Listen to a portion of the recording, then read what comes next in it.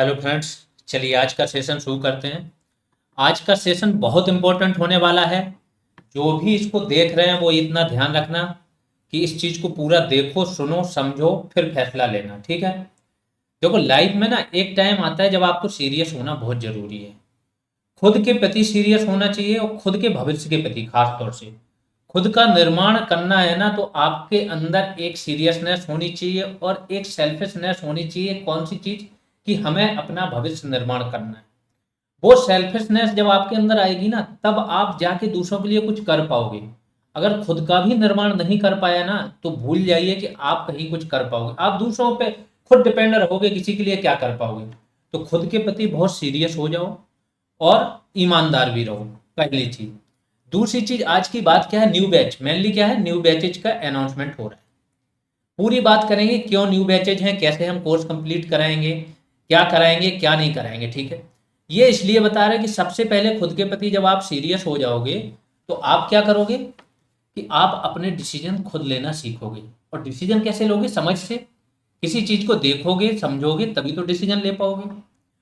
जो टेलीग्राम पे ग्रुप्स में जो महान लोग बैठे हुए हैं ज्ञान देने वाले, उनसे ज्ञान ले रहे हो, उनसे पता कर रहे हो क्या पढ़ें क्या ना पढ़ें, कौन सही है कौन गलत है, कैसे पढ़ा रहा है, तो आप ना 50% लोग तो इसी में अपना भविष्य बर्बाद करके बैठे हुए। 50% से ज़्यादा की बात कर रहा हूँ। सिर्फ इसमें, सिर्फ आप नहीं, जो नए हैं, वन टाइमर हैं, उनकी तो बात ही नहीं हो रही। जो लोग मेंस देते हैं ना यूपीपीसीएस का, वो भी इनके बहकावे में आ जाते हैं। जिनके प्रीलिम्स निकल जाते हैं, वो भी 50 से 60% आदमी क्या होता है ना, एक ग्रुप में लग जाते हैं। फिर ऐसे आंसर की करनी चाहिए, ये नहीं, लास्ट में क्या होता है, एग्जाम टलवाने की बात करते हैं। एग्जाम नहीं टलता, उनका काम खत्म हो जाता है। तो पहली चीज, खुद के नॉलेज पे जब आप कूदे हो कि आपको एग्जाम निकालना है, जॉब करनी है, ह्यूमैनिटीज के सब्जेक्ट पढ़ रहे हो, इन सब्जेक्ट्स की इतनी ताकत होती है कि आपके दिमाग का डेवलपमेंट कर देते हैं। तो पहले खुद अध्ययन करो, देखो, समझो, फिर डिसीजन लो। किसी को भी अपने ऊपर प्रेफरेंस दोगे कि ये व्यक्ति बहुत ज्यादा ज्ञानी है, ये समझेगा, आंख बंद करके, हाँ, सुनो सबकी, नापो तोलो, फिर फैसले लो। ठीक? ये चीज इसलिए बता रहा हूँ, मुझे बहुत सारे स्टूडेंट इसलिए मिलते हैं, वो 40 से, जैसे 60 दिन बचे एग्जाम के, वो 30 से 40 दिन इसमें बर्बाद कर देते हैं। इसने ये बोला था, उसने वो बोला था, ये नहीं मिला था, वो लास्ट में आते, लास्ट में 20 दिन में कुछ नहीं होता है, क्योंकि बाकी लोग आपसे 40 दिन आगे हैं। कोई डिफरेंस क्रिएट नहीं होता, और जो सिलेक्शन होना या ना होना सिर्फ 1 या 2 मार्क्स से रह जाता है। तो आप वहां जाके, जैसे 70 कट ऑफ गया ना, आप 65 और 67 तक जाके आप खुश होते हो ना, वो आप सालों साल ऐसे ही खुश होते रहोगे। 4-5 साल कब बीत गई आपको पता भी नहीं चलेगा। यही, और एक बार सीरियस हो जाओगे तो 70 कट ऑफ जाएगा, ये 75-80 कब पहुंचे वो भी नहीं पता चलेगा। बंद दरोगा की तैयारी में ये लोगों ने देख लिया होगा कि 1 महीने के अंदर जो लोग कभी टॉपर नहीं रहे हैं, जिनका कभी कोई बहुत टॉप मार्क्स नहीं आए हैं, वो लोग सीधे 80 और 85+। अब लोग इस पे भी गाली देंगे, इतने नंबर कैसे आ सकते हैं, 90 कैसे आ सकते हैं। वो आपकी मर्जी है ना, आपका विवेक है, आप सोचते रहो। बट यहाँ पे आज काम की बात कर लेते हैं। 3 बैचेज हैं, 3 बैच स्टार्ट करने जा रहे हैं। RO 2023 BPO का, या जिसको BDO बोलते हैं, विलेज पंचायत ऑफिसर। ठीक है? इसकी वैकेंसी निकली है 2023 वाली। और जूनियर असिस्टेंट 2022 वाला, ये पुरानी वैकेंसी है, लेकिन अभी तक एग्जाम नहीं हुआ। तीनों की अभी एग्जाम डेट नहीं आई है। इसकी जूनियर असिस्टेंट के बारे में एग्जाम का जो परीक्षा योजना होती है वो उन्होंने जारी कर दी, सिलेबस चेंज हो गया। ठीक है? सिलेबस इसका डिट्टो इन्होंने वीडियो की तरह कर दिया। तो ये सबसे बड़ा पॉजिटिव ये हो गया कि वीडियो की तरह इसका सिलेबस हो गया। अब चूंकि हमारे पास, हम तो पहले लोगों को बोल रहे थे जब हमारा वीडियो बैच चल रहा था कि आप ज्वाइन करो, जीएस आपकी मैक्सिमम यहाँ कवर हो जाएगी, जो बचेगी बाद में किसी बैच में हो जाएगी। लेकिन लोगों को थोड़ा भरोसा नहीं हो रहा है। उनको लगता है कि उसी बैच जिसकी उनको तैयारी करनी, एग्जाम देना है, उसी का बैच हो तभी उनकी तैयारी हो पाएगी। ये उनको लग रहा था। स्टूडेंट्स की अपनी समझ है, कोई प्रॉब्लम नहीं है। इसीलिए हमने क्या किया कि तीनों सेपरेट बैच स्टार्ट कर दिए। जिसको जो एग्जाम देना है आप उस बैच को ज्वाइन कर सकते हो। अब इसमें क्या है, हम कैसे कवर कराएंगे, ये भी तो होना चाहिए ना। 3 अलग अलग डायरेक्शन में इतनी मेहनत कैसे होगी, क्या होगा क्या नहीं होगा। तो सबसे पहले उसी पे ही चर्चा करनी है कि कैसे होगा। तो देखो, इन चीज़ों में अब खासतौर से, पहले तो जब आपका जूनियर असिस्टेंट था ना, तो चीज़ें थोड़ी सी अलग थी। अब क्या कर दिया इन्होंने, यूपी स्पेशल डाल दिया। इसके बाद आपका क्या डाल दिया, कंप्यूटर डाल दिया। और इसके बाद क्या डाल दिया, जूनियर असिस्टेंट की बात कर रहे हैं, ठीक है। और इसके बाद इन्होंने क्या डाल दिया है, जीएस तो आपकी है ही। ए डाल दी। अब बचता क्या, हिंदी और रीजनिंग। रीजनिंग सबसे कम पूछी जाती है, ठीक। तो ये डाल दिया तो 70%, 80%, 80 to 85% कॉमन आपका सिलेबस हो गया। किससे, रीजनिंग को छोड़ के, वीडियो से और आर से। और वीडियो से अगर मैच करो तो रीजनिंग आ गई, तो वीडियो से इसका पूरा सिलेबस कॉमन हो गया। आर में आपको रीजनिंग नहीं पढ़नी, ठीक। तो जीएस में जब हमने बोला था कि हम जीएस वैसे नहीं पढ़ाएंगे जैसे कॉमन लोग पढ़ाते हैं, एमसीक्यूज उठाए पढ़ा के करा दिए। हमारे वीडियो वाले स्टूडेंट जिन्होंने भी सही से पढ़ लिया, उनके सामने पॉलिटी लेके आप खड़े होना, आप यूपी पीसीएस मेंस क्यों ना दे के बैठे होगे ना, तो आपको वो लोग खड़े नहीं होने देंगे अगर उन्होंने तरीके से पढ़ ली। सिर्फ 17 क्लासेज में सिर्फ 17 क्लासेज हुई हैं वहाँ पे, 30 मिनट्स की एक क्लास होती है। इतने तरीके से कवर कराया कि यूपीएससी भी लोग एग्जाम देने गए थे, तो यूपीएससी में जो भी आपका कॉन्स्टिट्यूशनल क्वेश्चन आए थे, कॉन्स्टिट्यूशन से और नॉर्मल पॉलिटी से, यूपीएससी क्या हो गया, अब लॉ की तरफ जाने लगा। जो कानून बनते हैं ना, कानून के अंदर से पूछने लगा कि तिरंगा जो कानून है, तो तिरंगा का क्या साइज होना चाहिए, कैसे रख सकते हो, क्या नहीं, ठीक। इसके बाद हर चीज में यूपीएससी अब क्या कानून में घुस गया। कानून, आप हर कानून नहीं पढ़ सकते हो। जैसे पुलिस की यूनिफॉर्म से रिलेटेड एक क्वेश्चन आया था, बहुत डिटेल से सुनना, वीडियो लंबा हो जाए कोई बात नहीं, यहाँ पे नॉलेज भी आपको मिल जाएगा, ठीक है। तो यूपीएससी यहाँ बढ़ गया। वो चीज कानूनी, जो कानून के अंदर क्या हर चीज है, आईपीसी के इतने सारे कानून बने हैं, हर बार एक संसद की बैठक होती है, वो 30-40 नए कानून पारित कर देते हैं। तो वो कानून, हर कानून में अंदर नहीं जाओगे। तो यूपीएससी अलग चीज है, बट यूपी पीसीएस लेवल का अगर आप पॉलिटी और जो हमने मॉडर्न, मॉडर्न नहीं कराई भी, एंशियंट करा दी है और मेडाइवल करा दी, हिस्ट्री, इससे जो भी क्वेश्चन आते हैं आपके, आप इनमें से सॉल्व करना, बहुत कम ऐसे क्वेश्चन होंगे जो आपको नहीं आ रहे होंगे। यूपी पीसीएस तक तो ऑलमोस्ट सब आ गया है इसमें से, ठीक। यूपीएससी की बात करूं, जो मेडाइवल कराई है ना, यूपीएससी में मेडाइवल में जो हमने कराया उसके बाहर नहीं जाएगा। एंशियंट भी उसी डिटेल में कराई है, ठीक।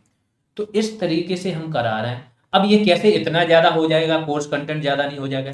जिन लोगों की ये समझ है ना, उनको मैं इतना ही समझाना चाह रहा हूँ कि आपने बंदर होगा की पढ़ाई अगर की होगी, हमारे वीडियोज देखे होंगे, आपको समझ में आ गया। जब हम शॉर्ट फॉर्म में शुरुआत में दे रहे थे, चीज़ें दे रहे थे, अच्छे कॉन्सेप्ट समझाए, लोग बोल रहे थे मेंस के लिए तो अच्छा है, अदर मेंस के लिए, लेकिन इसके लिए नहीं है, ऐसे पढ़ा। जब हमने थोड़ा कंटेंट बढ़ाया तो इसके लिए अच्छा है, वो नहीं। वो अपना ज्ञान झाड़ते हैं बिना अध्ययन किए। वो आदमी ज्ञान झाड़े ना जिसने 6 महीने तपस्या करके 2-3 सब्जेक्ट बहुत अच्छे से पूरे मौके समझ बना लिए, तो चलता है। जिसने केवल सतही ज्ञान लिया है वो ज्ञान झाड़े, और वो अपना लॉस नहीं करता, दूसरों का भी करता है। ऐसे ही वहां पे हो रहा था। बाद में क्या हुआ, लोगों ने कॉपी करना शुरू कर दिया। फिर लास्ट में लगा और फिर देखा कि सब कुछ यहीं से आ गया, और छोटे से स्मॉल क्वेश्चन है वो भी नहीं रह गया, और बड़े से बड़ा क्वेश्चन है वो भी नहीं रह गया। यूपीएससी लेवल तक का क्वेश्चन, यहाँ तक कि यूपीएससी में भी बंदरोगा वालों के क्वेश्चन गलत नहीं हुए एनवायरमेंट से रिलेटेड, ध्यान रखना। दैट मीन्स अगर तरीके से पढ़ाई की जाए तो एक सब्जेक्ट की एक ही बार पढ़ाई करनी पड़ती है। जीरो लेवल से लेके आप एकदम हायर लेवल तक, यूपी पीसीएस तो मान लो यहाँ तक तो आप जाओगे जाओगे।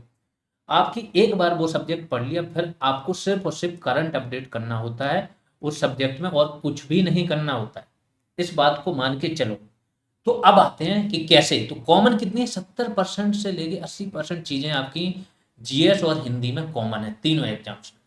जैसे जीएस में हिस्ट्री है, एंशियंट है, मिडाइवल है, मॉडर्न है, ये दो कंप्लीट हो चुकी हैं। 14th को आपका मॉडर्न की पहली क्लास आएगी, भारत में यूरोपियों का आगमन। इस तरीके से पढ़ाएंगे कि आपको भी समझ, जिसका ऑप्शनल भी होगा ना, जब मौके बोलेंगे, मेनली होता है बोलना, तो उसको, उसकी भी समझ अभी तक नहीं बनी होगी तो यहाँ से बन जाएगी। वो वर्ल्ड हिस्ट्री से जोड़ लेगा कि मॉडर्न यूरोपीय यहाँ आए क्यों हैं, तो वर्ल्ड में क्या घटनाएं घटित हो रही थी जो यूरोपीय यहाँ आने को मजबूर हुए। तो जब ऐसी समझ बनती है, फिर सारे कॉन्सेप्ट और फैक्ट याद करना कोई मुश्किल नहीं रह जाता। एंशियंट और मेडाइवल हमारी समाप्त हो गई, मतलब इसका कंटेंट हमारा रेडी है। बेस्ट क्वालिटी के हमारे पास वीडियो है प्लस पीडीएफ्स हैं। इसकी अभी शुरू होगी, वो मुश्किल से 4 दिन में हमें खत्म कर देंगे मॉडर्न। डेली 4-4 5-5 क्लासेज आएंगी और खत्म हो जाएगा ये मॉडर्न भी, चुटकियों में खत्म करेंगे, ठीक है। तो हिस्ट्री हमारी टॉप क्लास हो चुकी है, पॉलिटी हमारी टॉप क्लास हो चुकी है, चाहे यूपी पीसीएस तक कोई भी एग्जाम दो, ये हमारा कंटेंट रेडी है। ज्योग्राफी में, पॉलिटी में अब क्या नया क्या आएगा, जैसे करंट में कोई नया कानून आ रहा है, संशोधन आ रहे हैं, वही तो चेंज होंगे। जितने भी संशोधन 101 103 तक मैंने करा चुका हूँ, सारे संशोधन बता दिए, ठीक। जो नीतियां बना रही है गवर्नमेंट, तो लॉ में कुछ चेंज होता है वो आएगा, वो हम अपडेट कर देंगे पॉलिटी से। ज्योग्राफी में आपका फैक्चुअल ज्योग्राफी पूरा कंप्लीट हुआ है वीडियो में। दैट मीन्स वहां पे डल गया उसका मतलब ये नहीं है, वो हमारे पास वीडियो तो है ना, वो हमारी रिकॉर्डेड क्लासेज है मेरे पास है। कॉन्सेप्चुअल ज्योग्राफी रह गई है, क्योंकि कॉन्सेप्चुअल थोड़ी बहुत हुई, जैसे अक्षांश देशांतर कैसे निकालते हैं, टाइमिंग कैसे निकालते हैं। इसके बाद जब चक्रवात बता रहे थे तो बताया कैसे बनते हैं। जब आपको मरुस्थल पढ़ा रहे थे तो बताया बहुत है, जिसने भी सुना होगा उसको समझ में आ गया होगा कि मरुस्थल कैसे बनते हैं, वर्षा कहाँ कहाँ होती है, क्यों जितने भी महाद्वीप है सबके पश्चिमी किनारे पर मरुस्थल बनते हैं, वहां पे बताया है क्यों बनते हैं। इंडिया में हर जगह देख लो, चक्रवात अधिकतर आपके पूर्वी किनारों पे क्यों आते हैं। जो उष्णकटिबंधीय है और शीतकटिबंधीय चक्रवात है, अंतर क्या है, बहुत चीजें बताइए। बरसात कैसे होती है, क्यों नहीं होती, कहीं पे कम वर्षा हो रही, क्यों हो रही, कहीं ज्यादा। ये डिटेल अभी आपकी वीडियो में बोल के बताई है, लेकिन अब इसको लिखित में पीडीएफ में भी आपको चीजें मिल जाएंगी ज्योग्राफी में, ठीक है। क्योंकि फैक्चुअल हमारा रेडी है, अब हमें मेहनत कहाँ करनी, कॉन्सेप्चुअल पे। तो जो एनसीईआरटी बेस्ड है डेटा वो, प्लस हायर लेवल पे थोड़ा यूपीएससी तक का, क्योंकि ज्योग्राफी का जो कॉन्सेप्ट होता है वो एक ही होता है। जो यूपीएससी वाले हैं वो भी 12th तक की एनसीईआरटी पढ़ लेते हैं और आपको भी वही चीज करा देंगे। तो ये चीज यहाँ पे हमें मेहनत करनी है। थोड़ा बहुत जो रह गया कि यहाँ पे और एडिशन करना वो कर दिया जाएगा, तो हमारी क्या हो जाएगी, इकोनॉमी। इकोनॉमी हो जाएगी। अभी ज्योग्राफी की बात कर रहे हैं, तो ज्योग्राफी हमारी कंप्लीट हो जाएगी, ठीक। अब आते हैं इकोनॉमी पे। इकोनॉमी में हमने एक कॉन्सेप्चुअल क्लास दी थी, 3 आवर्स की थी, उसमें most of the concept clear किए थे। लेकिन अब हमारे पास टाइम रहेगा, देखो बंद इसमें वीडियो एग्जाम में क्या हुआ, हमने कब किया, 6 या 7 मई को स्टार्ट किया। आज कितनी तारीख हो रही, 12 तारीख हो रही, दैट मीन्स 35 डेज अभी तक हो गए। 35 डेज में हमने क्या क्या कंप्लीट कराया है। जीएस में सिर्फ मॉडर्न छोड़ के GS complete, UP special complete आपका हो गया, ठीक है। इसके बाद हिंदी चल रही है अभी, हिंदी के सारे टॉपिक बताएंगे कौन कौन से चल रहे हैं। इतनी चीजें हम लेके चल रहे हैं, जीएस बहुत विस्तृत है। जीएस 3 महीने 4 महीने में तो आदमी एक सब्जेक्ट करा पाता है, जितनी डिटेल में हमने आपको समझ बना दी होगी 1 महीने में। वहाँ 1 या 2 सब्जेक्ट आदमी करा पाता है। जो लोग 10वीं में पढ़ रहे होंगे वो स्टूडेंट लोग कमेंट करना, उनको खुद समझ में आ जाएगा कि वहाँ पे 1.5 लाख रुपए फीस लेके क्या कराया और कितने टाइम में क्या है। और यहाँ पे अगर जिसने पढ़ ली होगी तो उसकी समझ कैसे विकसित हो गई। सिर्फ रुपए पे मत जाओ, फीस हम फीस बताए दे रहे, 299 हर बैच की रहेगी।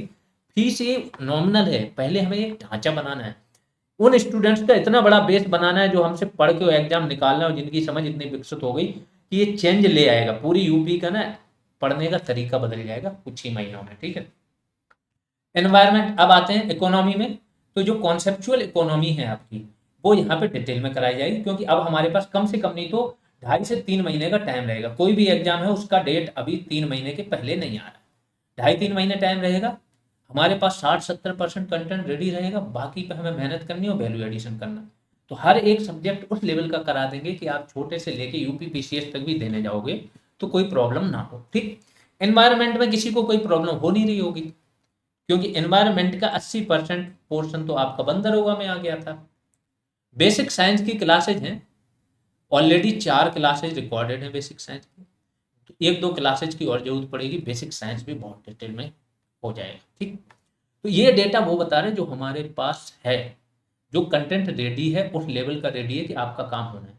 यूपी स्पेशल में फैक्चुअल पूरा हो गया, आर्ट एंड कल्चर पे भी सारे फैक्चुअल हो गए, कहाँ कौन से त्योहार मनाए जाते हैं, लोकगीत क्या है, लोक नृत्य क्या है, लोक नाट्य क्या है, ठीक है, कौन कौन से घराना व्यवस्था है, किस घराने में कौन कौन से थे, किसको कौन सा अवार्ड मिला, ये सारी चीजें हो चुकी हैं यूपी स्पेशल। थोड़ा सा और डिटेल में जाएंगे क्योंकि यूपी स्पेशल अब यूपी के मेंस में भी आने लगा, तो इसको हम बहुत डिटेल में कराएंगे यूपी स्पेशल को, ठीक है। थोड़ा मैं, हाँ, कंप्यूटर की हमने पीडीएफ प्रोवाइड करा दी थी, इतना टाइम नहीं था कि कंप्यूटर आप खुद से पढ़ लो। अब जब टाइम रहेगा बाकी बैचेज में जूनियर असिस्टेंट वगैरह में, वीडियो जो नई वैकेंसी है आर ओ आर, तो कंप्यूटर भी हम बहुत डिटेल में कराएंगे, ये भी बहुत डिटेल में आपको कराएंगे, ठीक। तो ये सारी चीजें हो गई कि ये तो कॉमन है, कॉमन है, और प्लस ये हमारा इसका 70 से 75% कंटेंट रेडी है। अब आते हैं 1 मिनट, 3 बैच है ये तो आपको पता चल गया, तीनों सेपरेट बैच स्टार्ट होंगे। हमारे पास कंटेंट जो एकदम टॉप क्लास कंटेंट रेडी है वो आपको अभी से स्टार्ट हो जाएगा देना। जिस कंटेंट में आपका लगेगा कि यहाँ पे कुछ वैल्यू एडिशन करना है तो ऐड करके ही दिया जाएगा, जहाँ पे लगेगा और कॉन्सेप्ट में डीप जाना है तो डीप जाके ही वो आपको कंटेंट दिया जाएगा, ठीक। अब आते हैं दूसरे सब्जेक्ट पे, हिंदी पे। हिंदी को देखो हमने 28 टॉपिक्स में डिवाइड कर लिया, जो main main topic. Topic wise करा रहे हैं अभी भी, इसमें भी हिंदी में, जबकि स्टूडेंट बोल रहे थे हमने टास्क करा दिए थे, सबको पीडीएफ दे दी थी, स्टूडेंट बोल रहे थे कि 5 या 7 टॉपिक्स में प्रॉब्लम हो रही, वो बता दीजिए। आपको अगर बताएं हम, तो हम डेली 4 से 5 क्लासेज पर डे टॉपिक्स पे पढ़ रहे हैं हिंदी की, उस स्पीड से काम हो रहा है। ठीक, इसमें टॉपिक कौन कौन से पढ़ रहे हैं? वर्तनी शुद्धि, संज्ञा, सर्वनाम, विशेषण। ठीक, आगे आते हैं। इसके पहले हिंदी आपको पता है ना, जूनियर असिस्टेंट में भी आनी है, बीपीओ में भी आनी, आरओ में भी आनी, सब में इसका वेटेज अच्छा खासा है। एक वीडियो हमने पत्र लेखन का डाला है, देख लो क्या लेवल रहेगा हिंदी का। सबसे टफ टॉपिक यही था, पत्र लेखन का वीडियो हमने कहाँ पे डाल दिया, आपका यूट्यूब पे पड़ा है ये, तो वहाँ से आपको हिंदी का पता चल जाएगा क्या देने वाले। फिर अगला टॉपिक है हिंदी का क्रिया, अव्यय, विराम चिन्ह, लिंग वचन काल। इन पे कल वीडियो आ चुके हैं, लिंग वचन काल पे, कारक पे, वाच्य, तत्सम तद्भव देशज विदेशज, उपसर्ग कौमा प्रत्यय, विलोम शब्द, पर्यायवाची शब्द, अनेकार्थी युग्म शब्द, अनेक शब्दों हेतु योग शब्द। इसके बाद समास, कौमा संधि, वाक्य रचना, शब्द रचना। अगर ये देखो तो टॉपिक और है, संधि एक अपने आप में बहुत विस्तृत टॉपिक है, तो एक में लिख दिया, दैट मीन्स 30 के लगभग टॉपिक्स होंगे। ठीक है, 30 टॉपिक्स में हमने हिंदी को पूरी डिवाइड कर ली। कोई भी एग्जाम देने जाओ इससे बाहर नहीं पूछता है, मुश्किल किसी में 15 टॉपिक पूछेंगे, किसी में 20 पूछेंगे, हम इसको पूरा रेडी करके दे देंगे। जो आपके बैच में वही मिलेगा जो आपके उसमें हो टॉपिक, जो आपके एग्जाम्स में आता हो। किसी में टॉपिक डिफाइन नहीं किया तो आपको सारे टॉपिक दे दिए जाएंगे, उस तरीके से काम होगा।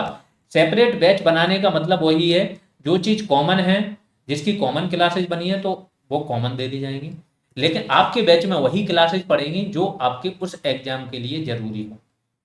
और स्टूडेंट इसलिए मांग भी कर रहे थे क्योंकि वो उसमें डिफ्रेंशिएट नहीं कर पा रहे थे कि वो अलग अलग क्या पढ़ें, है ना, कि सारी चीजें एक साथ डाल दी जाएंगी। तो उनको क्या पढ़ना है, जैसे जूनियर असिस्टेंट दे रहा है, अब उसको कोई टॉपिक नहीं पढ़ना है तो वो कैसे डिफ्रेंशिएट करे। इसलिए बस हमारी थोड़ी मेहनत ये बढ़ जाएगी कि हमने जो कंटेंट रेडी किया वो कंटेंट डिफरेंशिएट करके आपके जो काम का होगा वो आपको दिया जाएगा। बाद में क्या होगा कि जो कंटेंट आपका एक्स्ट्रा है, जो केवल आपके एग्जाम में आ रहा है, उस पर हम एक्स्ट्रा क्लासेज आपको देंगे। ठीक, अब आते हैं अगला 18वां, वाक्य रचना, शब्द रचना, रस, छंद, अलंकार। वाक्य रचना पे आज क्लास आ जाएगी। इसके मुहावरे, लोकोक्ति, हिंदी भाषा बोली साहित्य, रचनाकार, रचनाएं उनकी और विधाएं, अनुवाद, गद्यांश, काव्यांश, पत्र लेखन और हिंदी वर्णमाला। ये एक्चुअली स्टार्टिंग का टॉपिक है, इसको बाद में डाल, हिंदी वर्णमाला। ठीक, ये सारे हमने टॉपिक डिवाइड कर लिए। अब आप जाके अपना सिलेबस देख लो जिसका भी हो, क्या इससे बाहर कोई टॉपिक है? अगर कोई होगा भी तो जब उसका बैच होगा वो भी डाल दिया जाएगा। ऐसा नहीं, हम तो बराबर हर 2 से 3 दिन में स्टूडेंट से इंटरेक्शन होता है, स्टूडेंट बराबर कभी भी मैसेज भेज सकते हैं, अगर कुछ रह गया तो वो चीज़ कंप्लीट कराएं। ये बता दी हिंदी, ये हिंदी प्लस जीएस सभी का कॉमन है। अब कॉमन क्यों है? क्योंकि हम कोई भी एग्जाम हो लेवल वो लेके चलते हैं कि छोटे से छोटा जो पहली बार पढ़ रहा हो उसको समझ में आए, इसके बाद उसको इतना आगे तक ले जाओ, लेवल को शॉर्ट फॉर्म में एकदम तरीके से ले जाओ कि बहुत बल्कि कंटेंट ना बन जाए, और उसको यूपी पीसीएस मेंस लेवल तक ले जाओ। प्री तो वो दे ही दे, इतनी समझ बन जाए कि मेंस भी दे पाए। ठीक, तो जब लेवल ये आपका रहने वाला है तो कोई भी एग्जाम नहीं छूटेगा, अगर वो सब्जेक्ट आपने पढ़ लिया सेम होगा। अब आते हैं, अगली बात करते हैं कि रीजनिंग में, अब बाकी तीसरा है आपका रीजनिंग।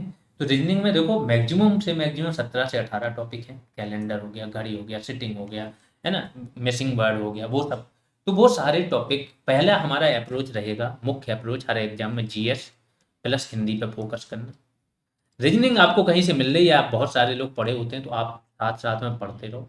लास्ट में जब ये 2 कंप्लीट हो गए तो हम क्या करेंगे, रीजनिंग पे भी आएंगे, रीजनिंग के टॉपिक भी उठाएंगे, और अगर टाइम रहा तो पूरा बनेगा। अब चूंकि आपके नेक्स्ट एग्जाम्स हैं तो उनमें जितने भी आपके टॉपिक होंगे सब पे क्लासेज आएगी आपकी रीजनिंग की। ठीक है, वीडियो में क्या हुआ था, जो वीडियो अभी हो रहा है, मैंने फिर बताया कि हमें अभी तक कितने हुए, 35 डेज हुए हैं। हमारी कोशिश की 15-16 तक खत्म हो जाए तो फिर हम रीजनिंग पे आ जाएंगे। तो सारी चीज़ें कहीं पे भी अगर हमने कोई चीज़ बोली है कि ये कोर्स कंप्लीट कराना है तो हम कोर्स कंप्लीट कराएंगे, और वो ऐसे नहीं कराएंगे कि बस ऊपर सतही ही कर दिए, ऐसे कराएंगे जिम्मेदारी से कि आपको भी लगे कि वो एक एग्जाम दे के आए तो 90% यहीं से आया है। फिर आते हैं, यहाँ पे काफ़ी टाइम रहेगा आपका, तो इसको हम तरीके से कराएंगे, साथ में सॉल्व वगैरह क्वेश्चन वगैरह प्रैक्टिस क्वेश्चन भी देंगे, तो रीजनिंग भी आपकी बहुत टॉप तरीके से हो जाएगी। अब बैच देखते हैं कब से स्टार्ट हो रहा है ये बताना है।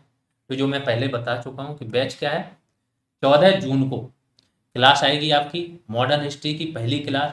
उसमें एक तो आपको ओवरव्यू मिलेगा, प्लस मिलेगा कि पढ़ाई का स्टैंडर्ड क्या होगा, लेवल क्या होगा, समझ आपकी कैसे बनेगी। ठीक, उसके साथ ही मॉडर्न इंडिया आपकी शुरू हो जाएगी, हिस्ट्री ऑफ मॉडर्न इंडिया वो मिलेगी। फिर मिडाइवल पे आएंगे, फिर एंशियंट पे आएंगे, ऐसे चलेंगे। हिस्ट्री खत्म होगी तो फिर पॉलिटी पे आएंगे। जब तक ये कॉमन चीज़ें खत्म होंगी, मुझे लगता है जब तक हिस्ट्री खत्म होगी आपकी और पॉलिटी थोड़ी शुरू होगी, तब तक वीडियो का एग्जाम खत्म हो जाएगा। तब तक हमारे पास हिंदी की सारी क्लासेज बन चुकी होंगी और जीएस की भी ऑलमोस्ट। फिर हमें सिर्फ आपके वैल्यू एडिशन पे, करंट पे, जो अपडेशन देना है वो पे, और लेवल बढ़ाने पे काम करना होगा, वो हम करते रहेंगे। ठीक, इसके बाद इसके साथ चलेगी वो 6 मंथ तक। इस कोर्स की वैलिडिटी आपकी 6 मंथ तक रहेगी। लेकिन अगर आपका एग्जाम टल गया, आगे बढ़ा या कुछ भी हुआ उस 6 मंथ से आगे भी, तो हम तब तक आपकी ये एक्सपायरी कोर्स की बढ़ा देंगे कि आपके एग्जाम के 1 मंथ बाद तक ये रहे। ठीक है, ये चीज हो जाएगी। अब आते हैं अप्रोच क्या है। अप्रोच हमारा क्या रहेगा, जीएस के वो सब्जेक्ट जो कॉमन है और जिनका लेवल लेवल तो आपको पता है कि हम छोटा एग्जाम भी हो तो हम लेवल को कम नहीं रखते हैं। हाँ, समझाने का लेवल बहुत छोटा रहेगा, छोटे से चलेंगे वो एकदम बड़े तक जाएंगे तो सेम रहेगा, तो लेवल तो समान होगा ही होगा। वैल्यू एडिशन देंगे जिस टॉपिक में देना है। कॉन्सेप्ट एडिशन, कॉन्सेप्ट अलग से, जो मैंने बोला ज्योग्राफी और इकोनॉमिक्स में आपके कॉन्सेप्चुअल क्लासेज आएंगी। अभी अभी क्या है, 30% कॉन्सेप्चुअल, 70% फैक्चुअल हुई, तो फैक्चुअल तो पूरी हो गई। कॉन्सेप्चुअल जो देना है तो 70% आपकी कॉन्सेप्चुअल क्लासेज भी ज्योग्राफी में आएंगी। हर एक कॉन्सेप्ट को उस लेवल तक पढ़ाएंगे कि आप यूपी पीसीएस का मेंस भी दे के आओ। ठीक, एडिशनल सब्जेक्ट, एडिशनल सब्जेक्ट जैसे किसी में आपका है क्या, हिंदी हो गया, जीएस हो गया, अब बचा क्या, कंप्यूटर। जीएस में हम आपका यूपी स्पेशल भी लेके चल रहे हैं। ठीक है, अब बचा क्या, कंप्यूटर। कंप्यूटर एडिशनल है, तो जब ये 2 सब्जेक्ट कंप्लीट हो जाएंगे, कंप्यूटर पे भी आपकी डिटेल क्लास आएंगी। सोचो कि हमें जीएस खत्म करनी थी, हमारे पास 1 महीना था, हमने वो काम किया, तो अब हमारे पास 2 से 3 महीने होंगे, हम तूफान काट देंगे कंप्यूटर में। कोई भी ऐसा क्वेश्चन नहीं जाएगा कंप्यूटर में जो बाहर जाए। सेम चीज हर सब्जेक्ट में किया जाएगा। ठीक है, तो कंप्यूटर की क्लास आएगी, फिर रीजनिंग का भी यही काम होगा। जब हमारे पास टाइम होगा तो रीजनिंग भी इतनी ही डिटेल में कराएंगे कि आपका, सिंपल सी बात है, आपने जो बैच लिया, अगर बैच आपने लिया और तरीके से पढ़ते रहे तो पूर्ण तैयारी आपकी उस एग्जाम की यही हो जाएगी। अगर आपने वो सब्जेक्ट पढ़ लिए तो फिर आप कोई भी एग्जाम उन सब्जेक्ट से देते रहना, दोबारा तैयारी की जरूरत नहीं पड़ेगी। ईमानदारी से पढ़ना, ईमानदारी बहुत इंपॉर्टेंट है। लोग इसलिए महत्व नहीं देते हैं चीज़ें कि उतनी ज़्यादा फीस लग नहीं रही है, चीज़ें नहीं है, बट टाइम, आपके टाइम से ज़्यादा कीमती कुछ नहीं है। ठीक है, फीस पे जो लोग ना फीस देखते हैं 100, 200, 500, 1000, यहाँ कम पड़ रहा है, यहाँ ज़्यादा पड़ रहा है, वो सबसे बड़े बेवकूफ़ खुद के लिए होते हैं। ठीक, और वो दूसरों को भी गुमराह करते हैं। आपको खुद का खर्चा देखे हो, कोई भी व्यक्ति गांव में भी अगर आप रह रहे हो ना, तो खुद के ऊपर हर महीने 3 से 4 हज़ार मिनिमम, और शहर में रह रहे हो तो 7 से 8 हज़ार मिनिमम बता रहे हैं, ये खुद के ऊपर खर्च कर रहे हो आप। अगर आपने 1 मंथ भी खराब कर दिया और कहीं से 500 रुपये बचा लिए किसी कोचिंग को ना देके, लेकिन उसमें 1 मंथ आपका यूटिलाइज नहीं हुआ, तो आपने देखा क्या हुआ। एक तो आप वो साल पीछे जा रहे हो, वो एग्जाम आपका खत्म हो रहा है, 1 साल पीछे जा रहे हो, वो मंथ तो आपने खराब।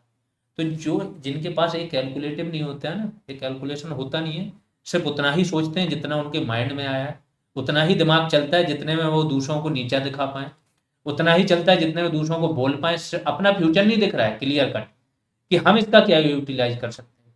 तो उनको यही बता रहा है कि फीस हम कम इसलिए रख रहे हैं कि कोई भी स्टूडेंट ऐसा ना हो जो फीस की वजह से रह पाए। ये इतना ज़्यादा है नहीं कि कोई इसके लिए आर्ग्यूमेंट करे, क्योंकि हम बहुत मेहनत करने वाले हैं स्टूडेंट्स के साथ। जब आपका टाइम आएगा, आपके पास अभी 2-3 महीने 4 महीने जितना भी होगा, हम डिटेल में आपके साथ मेहनत करते रहेंगे बराबर। आपका लेवल वो आ जाएगा कि आप कहीं पे 1 लाख रुपए दे के भी पढ़ रहे होगे ना, तो वो नहीं सिखा पाए होंगे, उससे 10 गुना ज़्यादा आप यहाँ से सीख के जाओगे। फीस की वजह से हमारे डेडिकेशन में कोई कमी नहीं आएगी, आपको में नहीं आनी चाहिए, फिर बता रहा हूँ। क्योंकि जो जो मूर्ख लोग होते हैं वो क्या, सोशल मीडिया के ज़माने में होशियार हो चुके हैं। उन्हें लगता है हमारे पास डिजिटल मीडिया है, हाथ में वो है, तो वो क्या करते हैं कि वो ऐसे देखते हैं, जैसे मैंने बताया ना, 1 महीने का आप खुद देखो ना, कोई भी गांव में रहेगा, उसका खुद के ऊपर जो खर्च है, तो आप कहीं ना कहीं 1 महीना बर्बाद कर रहे हो, तो आप वो फीस बर्बाद नहीं कर रहे हो, आप फीस के साथ साथ अपना खुद का ये बर्बाद कर रहे हो। और आज की डेट में ऑनलाइन कोई भी कोर्स करो, इतने में आपको मिल जाएगा। तो इसमें कोई उपलब्धि नहीं होती है, सिंपल सी बात है, टाइम आपका बहुत कीमती है। टाइम से उस टाइम का बेस्ट यूटिलाइज करो, बेस्ट लोगों के बीच में रहो, पढ़ने वाले सिंसियर लोगों के बीच में रहो, कटाक्ष मत करो। कुछ मैंने अच्छे स्टूडेंट्स के बीच में भी अभी देखा है ग्रुप में, जो अच्छे स्टूडेंट हैं वो भी आपस में लड़ रहे हैं, झगड़ रहे हैं। उनमें इतनी समझ होनी चाहिए कि मार्क्स, देखो आपकी सिंसियरिटी, आप बराबर अच्छे स्टूडेंट बने रहे, बराबर हर चीज़ का जवाब था आपके पास ना, वो इम्पोर्टेंट है। इम्पोर्टेंट ये नहीं है कि एग्जाम हॉल में गए, एक दिन आपने कुछ मिस्टेक कर दी और 3-4 नंबर कम आ गए और किसी के ज़्यादा आ गए तो वो बाबा बन गया। ये कभी इम्पोर्टेंट नहीं है। हमेशा टॉप पे आप तभी रह सकते हो जब आपकी दिनचर्या उस टाइप की हो, आप में समझ हो, आप डेडिकेटेड हो। तो थोड़ा सा ये समझ भी रखनी होगी, जिनके मार्क्स अच्छे हैं एक दूसरे से झगड़ो मत, तरीके से पढ़ो, लाइफ बनाओ। उसके आगे भी लाइफ है, इतने में लाइफ नहीं हो जाती है। इतने में समझ में नहीं आ रहा कि जो लोग पुलिस में हैं, लोग पुलिस भर्ती बोलते हैं, जो लोग एसआई ऑलरेडी हैं, इसमें सीआरपीएफ में एसआई हैं, सीआईएसएफ में एसआई हैं, वो ऑलरेडी इस जॉब के लिए हैं। कुछ लोग तो बहुत अच्छी पोस्ट में है, एक इनकम टैक्स में थे भाई साहब, एक रेलवे में गुड्स गार्ड थे जिसका नाम ट्रेन मैनेजर कर दिया, उन्होंने भी दिया है। लेखपाल है वीडियो, वो दे रहे हैं, क्योंकि जॉब में जाने के बाद फिर उनको समझ में आ रहा है कि ये अंत नहीं था, ये लाइफ में सेटलमेंट नहीं है। लाइफ में जब मौका मिले बड़ा करने का, करते रहो, एफर्ट लगाते रहो। आप लोग भी समझ जाओ कि कहीं एक बार अच्छे मार्क्स आ गए तो वो लाइफ की चीज़ें नहीं है। टाइम बिल्कुल मत खराब करो, पढ़ाई में लगाओ, शायद 1 महीने में 2 सब्जेक्ट नए कवर हो जाएं, नए तरीके तैयार हो जाएं। चलिए ये सब तो ज्ञान हो गया। अब आते हैं सुपर ग्रुप कब बनेगा। सेम चीज़ है कि अभी तो वीडियो का जो चल रहा है पुराना, 26 जून को एग्जाम हो जाएगा, उसके बाद 27 को हम सुपर ग्रुप बनाएंगे, क्योंकि अभी इंटरेक्शन इनके साथ रहेगा। आपकी क्लासेज रेगुलर पढ़ते रहेंगे या पढ़ते रहो, जो क्वेरी है वो सॉल्व होती रहेंगी, लेकिन जो रेगुलर 1 by 1 इंटरेक्शन होगा वो हम करेंगे 26 के बाद 27 को, जब तक आपका एक सब्जेक्ट रेडी होगा। यहाँ पढ़ते रहो आप, जो टास्क दिए जाएंगे सेम चलेगा। ये तो हमारी सबसे मजबूती है, टास्क, टॉपिक वाइज एमसीक्यूज, और ये हमारे की फैक्टर्स रहेंगे, वहाँ पे भी होंगे। टॉपिक वाइज टेस्ट भी होंगे बाद में। फिर पर्सनल इंटरेक्शन तो होते ही, आपको पता है, ग्रुप कॉल होती रहेंगी, क्वेरीज आप लोग की लेते रहेंगे, सॉल्व करते रहेंगे, ऐसे चलता रहेगा। बैच फीस मैं बता चुका हूँ, हर बैच की जूनियर असिस्टेंट लोगे आप तो भी उसकी फ़ीस आपकी 299 है।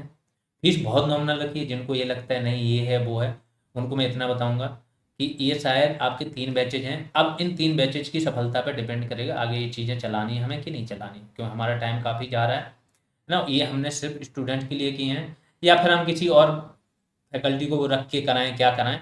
तो आपको ये करना है, या तो ये बहुत अच्छे से बहुत सारे लोगों तक पहुंच जाएं चीज़ें, पहुंचाओ तभी जब 2-4 क्लासेज देख लो, समझ में आ जाए, हाँ सच सही पढ़ा रहे हैं, फिर से वही लेवल आ जाएगा, तो आप इसको पहुंचाओ। हर व्यक्ति की ये जिम्मेदारी है। जब अच्छे लेवल तक पहुंचेंगी चीज़ें तो फिर क्या होगा कि करने में भी थोड़ा मन लगता है ना। धार्मिक संस्थाएं भी हैं, वो भी बिना अर्थ के नहीं चलती हैं। जितनी भी धार्मिक संस्थाएं, तो हर जगह आपको एक मिनिमम जो होता है ना, रेवेन्यू जो आपका खर्चा होता है, वो तो आपको चाहिए चाहिए। क्योंकि मैं भी बहुत सारी जॉबों का, समझो अभी मैं एक हिसाब से उनको थोड़ा इग्नोर करके बैठा, 1-2 की तो अभी ज्वाइनिंग नहीं आई है, बाकी जो आई कि इग्नोर करके बैठा हूँ कि नहीं ये काम थोड़ा सा बहुत अच्छे से कर लेते हैं, एक बार इसमें ट्राई करो। तो सबकी जिम्मेदारी होती है, संस्थान को बनाओ। दूसरी चीज़, वो स्टूडेंट को हम कभी नहीं भूलते हैं जो स्टूडेंट्स सीरियस है, सिंसियर, संस्थान बनाने में। उनको अगर ये संस्थान बनेगा तो उन स्टूडेंट्स के लिए भी लाइफ में, लाइफ भर के लिए एक ना एक ये रहेगा कि ये हमारी चीज़ है, कभी कोई प्रॉब्लम आई ना तो ये है यहाँ पे। ये आज के लिए नहीं है, फिर से बता रहा हूँ, ध्यान रखना। ये संस्थान बनेगा, जो भी अच्छे स्टूडेंट्स हैं, सीरियस स्टूडेंट्स हैं, इसमें योगदान दे रहे हैं, क्योंकि हम किसी को ऐसे तो कर नहीं रहे हैं, हम उनको चीज़ें दे रहे हैं। अब लोगों तक पहुँचेंगे, जब वो जानेंगे तभी तो वो आएंगे। अब लोगों तक पहुँची, संस्थान बना, तो इस संस्थान क्या है ना, सब हो सकता है सबके लिए एक आधार बन जाए संस्थान। सबको इससे इतनी सबलता मिले कि जॉब वगैरह बहुत छोटी चीज़ हो जाए, या तो बड़ी जॉब की सोचोगे या फिर बड़ा काम करोगे। तो थोड़ा सा ध्यान रखो, चीज़ों को समझो, आगे बहुत कुछ बड़ा होने वाला है। ये तो एक स्टार्टिंग है, ठीक। बैच आज 4 PM के बाद आपको शो करने लगे। हाँ, जो भी बैचेज हैं, बैचेज आपको आज ही शो करने लगेंगे, ध्यान रखो। जितने भी बैचेज हैं आपको आज ही शो करने लगेंगे। 14 से आपकी रेगुलर कंटेंट स्टार्ट हो जाएगा, ठीक है। तो be ready for hard work. सब लोग इस वीडियो को जितना भी शेयर कर सको शेयर करो, सब्सक्राइब कर लो जिन्होंने चैनल नहीं किया।